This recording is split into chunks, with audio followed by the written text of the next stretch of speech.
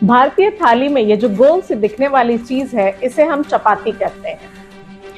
ये चपाती भारतीयों का स्टेपल फूड तो है ही, पर इसने स्वतंत्रता संग्राम में भी बड़ी महत्वपूर्ण भूमिका निभाई। इस चपाती ने ब्रिटिश हुकूमत की नाक में इतना दम कर दिया था कि वो तो डर ही गए थे। 1857 का समय है, फरवरी का महीना है।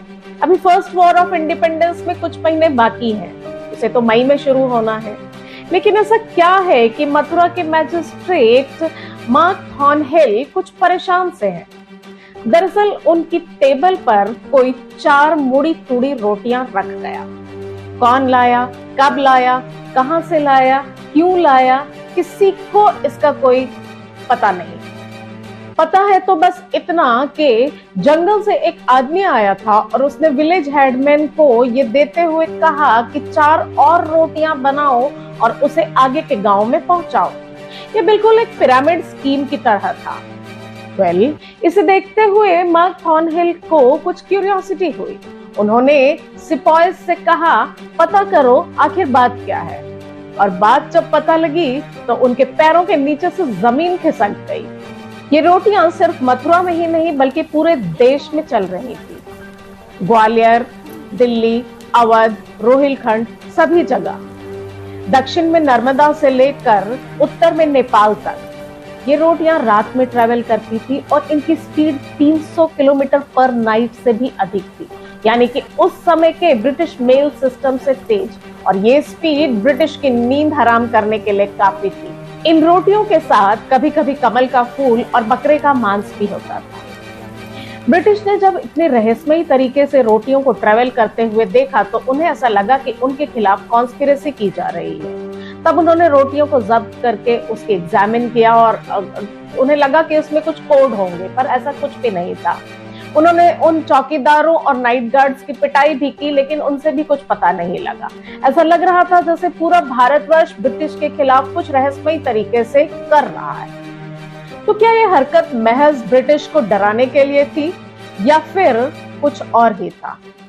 इसे समझने के लिए हमें भारतीयों का 1857 वाला मूड समझना होगा। उस समय भारतीय बेहद सताए हुए थे और अफवाहों तथा अविश्वास का बाजार बहुत ज्यादा गर्म था। पहली अफवाह यह थी कि बैटल ऑफ प्लासी के 100 साल बाद ब्रिटिश हुकूमत भारत में खत्म हो जाएगी। बैटल ऑफ प्लासी 1757 में हुई थी और आज था 1857, तो 100 साल हो चुके थे। तो ब्रिटिश को ऐसा लगा कि उनके कुछ बड़ा होने वाला है और उनके खिलाफ कॉन्स्पिरेसी है। दूसरी अफवाह ये भारतीयों में थी कि ब्रिटिश हमारे रिलीजियस बिलीफ को हर्ट कर रहे हैं और इसके लिए उन्होंने काऊ और पिग के बोन्स के चूर्ण को आटे में मिला दिया है। पर इसका सॉल्यूशन था हमारे पास। हम लोगों ने डायरेक्ट खेत से गेहूं उठाकर घर में पीस कर फिर रोटी बनानी शुरू की। Matter solved. तीसरी थ्योरी ये थी कि उन दिनों एक एपिडेमिक कॉलेरा बहुत ही बुरे तरीके से फैला हुआ था और हो सकता है कि ये रोटियां उन कॉलेरा अफेक्टेड पीपल की मदद के लिए एक पहल हो। Nothing very big about it, इतना वरी करने की जरूरत नहीं है। एक और चौथी थ्योरी जो फाइनल थी वो ये कि कुछ कॉन्स्पिरेसी थी, कुछ मैसेजेस था इन रोटियों में।